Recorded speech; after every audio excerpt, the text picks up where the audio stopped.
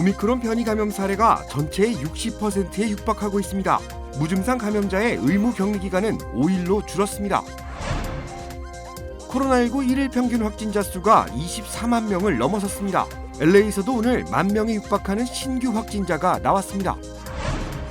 LA 카운티 보건국이 코로나 검사소를 확대 운영합니다. 오미크론 변이 확산에 따른 조치입니다. 뉴저지에서도 코로나19 검사소가 확대됩니다. 연방정부가 운영하는 검사소도 설치됩니다. 연말 쇼핑 시즌을 맞아 소매업계 매출이 크게 늘어난 것으로 조사됐습니다. 여러분 안녕하십니까? KBS 아메리카 뉴스입니다. 코로나 확진자 가운데 오미크론 변이에 감염된 경우가 60%에 육박해 지배종을 차지한 것으로 나타났습니다. 무증상 감염자의 의무 격리 기간도 기존 10일에서 5일로 줄어들었습니다. 첫 소식 김경현 기자가 취재했습니다. 질병통제예방센터 CDC는 오늘 전체 코로나19 감염 환자 가운데 58.6%가 오미크론 변이 때문으로 집계됐다고 발표했습니다. 델타 변이에 감염된 경우는 41.1%로 줄었습니다. 오미크론 확산으로 일주일 평균 하루 확진자는 20만 명을 훨씬 넘기며 2주 전보다 2배 이상 늘었습니다. 방역 책임자인 앤서니 파우치 소장은 오미크론 변이가 확산했다가 최근 진정 국면을 맞은 남아프리카 공화국처럼 미국도 당분간 감염자가 크게 늘겠지만 머지않아 전적으로 상황이 호전될 것으로 예상한다고 밝혔습니다. 백신 접종자를 중심으로 중증 환자가 감소하고 있기 때문입니다. 그러나 백신 미접종자가 아직도 많아 이번 환자는 급증할 것으로 우려했습니다. CDC는 코로나 확진자 급증에 자가격리 인구도 크게 늘고 있어 의무 격리 기간을 기존 10일에서 5일로 단축할 것을 권고했습니다. 오미크론 변이 확산에 따른 인력 부족 사태 속에 무증상자의 격리 기간을 대폭 줄이기 위한 방안입니다. 이 권고에 따르면 코로나에 걸려도 5일 격리 후 증상이 없다면 6일째 일상으로 복귀가 가능한데 복귀하더라도 5일 동안은 다른 사람과 있을 때 마스크를 써야 합니다. 부스터샷을 맞지 않고 감염자와 접촉한 사람도 증상이 없을 경우 격리 기간이 5일로 단축됩니다. 단 격리 중에 증상이 나타나면 6일째 일상 복귀가 아닌 집에 머물 것을 권장했습니다. 부스터샷을 맞은 경우에는 감염자와 접촉해도 격리하지 않고 10일 동안 마스크를 쓰면 됩니다. KBS 뉴스 김경일입니다. 코로나19 일일 평균 확진자 수가 24만 명을 넘어서며 최고치였던 올 1월 25만 명 수준에 육박하고 있습니다.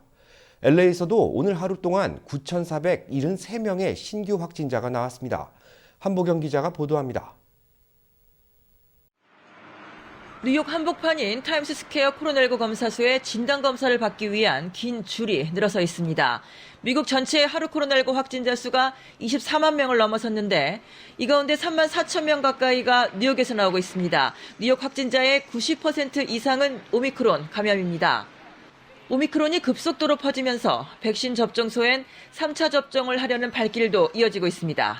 This has been going on for a very long time. So just the fact that if it was a possible shutdown, it would just be horrible for everybody. So, so that hopefully not. 미국 코로나19 1차 대유행의 진원지였던 뉴욕이 또다시 오미크론 변이 확산에 이른바 핫스팟이 됐지만 뉴욕주와 시 당국은 아직까지 봉쇄는 고려하지 않고 있습니다. 대신 실내 마스크 착용을 다시 의무화하고 백신, 특히 3차 접종에 사활을 걸고 있습니다. And if we want to avoid shutdowns, and I believe we must, we need more and more people vaccinated. So today, the mandate goes into effect for the entire private sector in New York City. 연방정부 역시 아프리카 8개 나라에 대한 입국 금지 조치도 풀고 무증상 확진자의 격리 기간도 5일로 단축하며 코로나19와의 공존을 밀어붙이고 있습니다. 미국에선 이번 오미크론 폭증만 잘 넘긴다면 내년엔 코로나19가 풍토병이 될 수 있다는 기대 섞인 전망도 잇따르고 있습니다. Sometimes by May we should go back to an endemic because all of us would have been infected. But how we live with it until it becomes endemic is very important. 그렇게 되기 위해선 백신과 마스크 그리고 중증 환자 증가에 대비한 의료진과 병실 확보가 반드시 뒤따라야 한다는 얘기입니다. 전문가들은 확진자 증가를 막기 위해선 현재 백신 접종 대상이 아닌 5살 미만 영유아 보호도 강조를 하고 있습니다. 뉴욕시 보건당국은 어린이 청소년 입원 환자 수가 이달 초에 비해 현재 4배가량이 늘었는데 이 가운데 절반가량이 5살 미만으로 추산되고 있다고 밝혔습니다. 뉴욕에서 KBS 뉴스 한보경입니다. 미국뿐 아니라 주요 유럽 국가에서도 코로나19 신규 확진자 수가 사상 최대치를 기록하고 있습니다. 확산세가 심상치 않지만 전면적인 봉쇄나 계약 연기에 관해서는 선을 긋는 국가들도 있다고 합니다. 임민지 기자가 취재했습니다. 오미크론의 급속한 확산으로 유럽 주요국의 코로나19 신규 확진자 수가 또 사상 최다를 기록했습니다. 현지 시각 28일 프랑스의 신규 확진자는 17만 9,807명으로 종전 최고 기록이었던 지난 25일에 10만 4,611명보다 7만 명 이상 늘었습니다. 이에 따라 프랑스는 추가 접종 간격을 기존 4개월에서 3개월로 단축하고 주 3회 이상 재택근무를 의무화할 계획이라고 밝혔습니다. 또 식당과 카페 그리고 술집에서는 인원이 제한될 뿐만 아니라 자리에 앉은 채로만 음식을 먹고 마실 수 있습니다. 영국 정부도 이날 12만 9,471명이 확진돼 최다 기록을 경신했다고 전했습니다. 하지만 사지드 자비드 영국 보건부 장관은 새해 전 영국의 추가 규제를 도입하지 않겠다는 입장을 견지하고 있습니다. There will be no further measures before the new year. 이탈리아 보건당국도 이날 기준 하루 신규 확진자 수가 7만 8,313명으로 역대 최고치를 기록했다고 전했습니다.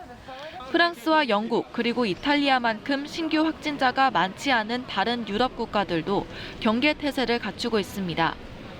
핀란드 정부는 현지 시각 28일 백신 미접종 외국 여행자의 입국을 금지한다고 발표했고 독일 역시 현지 시각 27일부터 모임을 최대 10명으로 제한하고 확진자가 급증하는 지역의 체육관과 수영장 그리고 영화관 등은 폐쇄하기로 했습니다.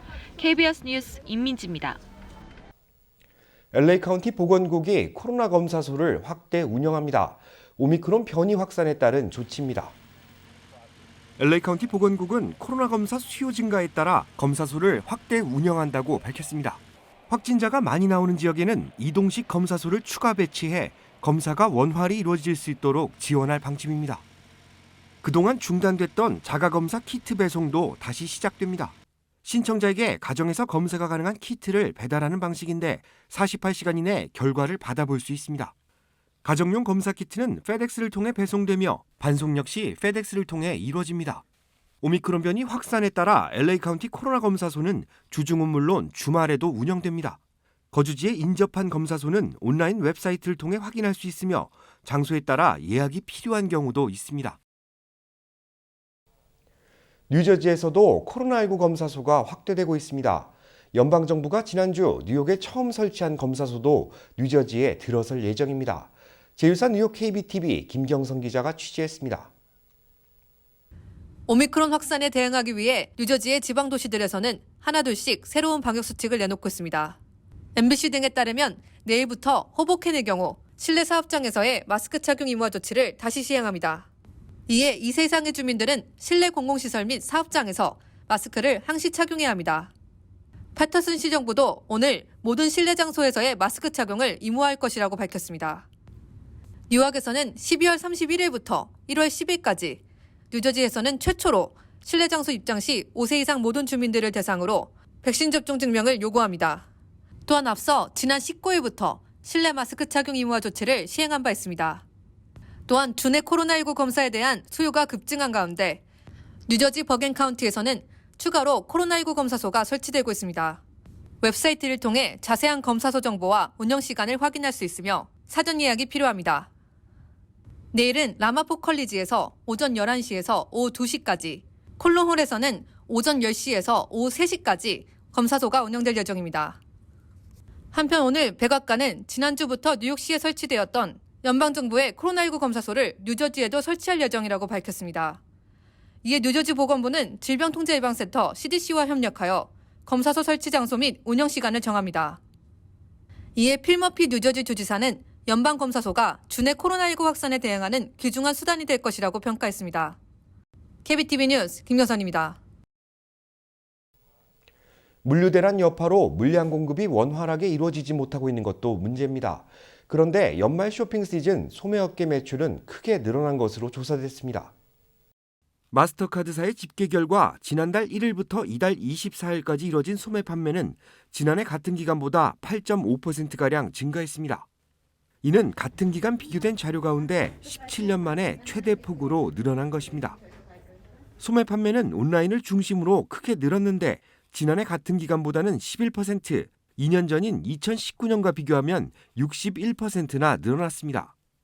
품목별 판매액 증가율을 보면 의류가 47%로 가장 높았고 이어 보석이 32%, 전자제품 매출이 16% 순이었습니다.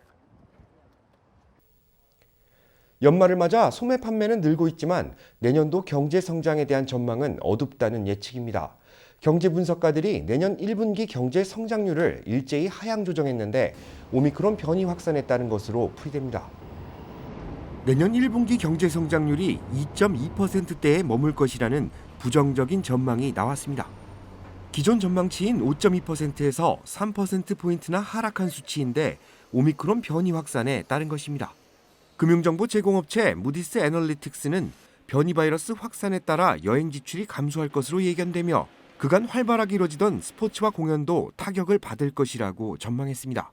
경제연구소 판테온 이코노믹스도 1분기 전망치를 기존 5%에서 3%로 낮췄는데 아직까지 연방정부의 봉쇄 명령은 없지만 자발적인 여행 취소와 항공수의 감소세가 이어질 것으로 내다봤습니다.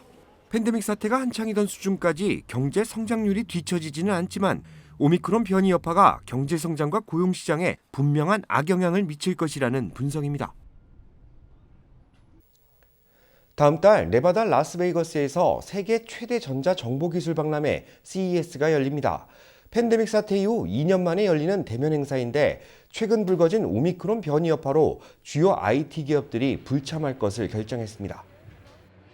다음 달 5일부터 8일까지 열리는 CES에 주요 IT 기업들이 불참을 선언하고 있습니다. 온라인 유통업체 아마존과 소셜미디어 메타 플랫폼 트위터가 이미 불참을 선언했고 대형 통신사 중 하나인 AT&T도 이번 행사에 참여하지 않을 방침이라고 밝혔습니다.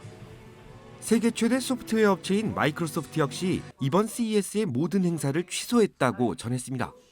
반도체 제조사 인텔은 예정대로 대면 행사에 참여하지만 직원을 최소화할 방침이라고 발표했습니다.